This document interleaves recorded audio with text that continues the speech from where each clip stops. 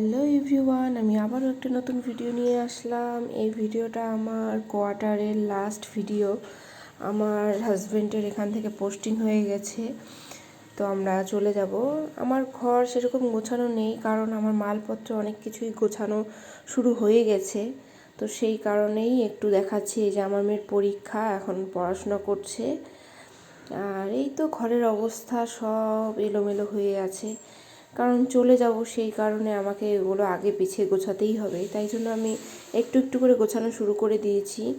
মেয়ের পরীক্ষা চলছে, তো সেই কারণে একটু একটু করে গোছাচ্ছি। দুদিন আগেই সব কমপ্লিট হয়ে যাবে। পরীক্ষা শেষ হয়ে গেলেই আমরা চলে যাব এখান থেকে। আমরা এখানে এসে প্রায় 10 বছর হয়ে গেছি, তো আর কতদিন কোয়ার্টারে থাকবো। এই যে আমার ব্যালকনি, এখানে আমার তুলসী গাছ। ব্যালকনি সবসময় এখানে দাঁড়িয়ে থাকি যখন ভালো লাগে না। তারপর চলে এলাম রাস্তায়। আমার মেয়ে স্কুলে যাবে, আজ লাস্ট পরীক্ষা, সেই কারণে মেয়েকে নিয়ে চলে আসলাম রাস্তায়। আমি এসছি, আমার ছেলেও এসছে আমার সঙ্গে, আর ওর দাদুও চলে আসছে। এই যে স্কুলে যাচ্ছে।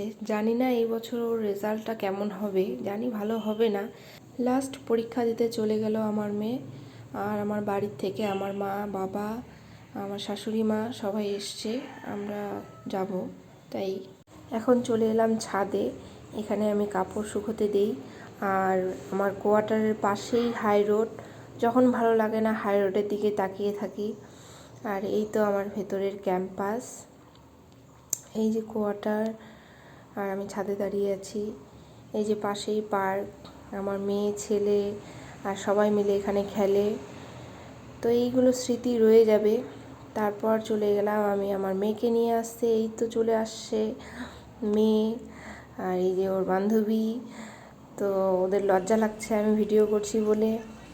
আসার সঙ্গে সঙ্গে দোল খাচ্ছে এখানে, কারণ বলছে যে আজ পরীক্ষা শেষ, আমরা এখানে 1 ঘন্টা ধরে দোল খাবো, তারপর ঘরে যাব। আমিও বললাম ঠিক আছে তাহলে থাক, কারণ চলেই যাবি 2 দিন পরে। তো সেই কারণে এরা এখানে দোল খাচ্ছে। এটাই আমার কোয়ার্টারের লাস্ট ভিডিও। দেখা হচ্ছে নেক্সট ভিডিওতে।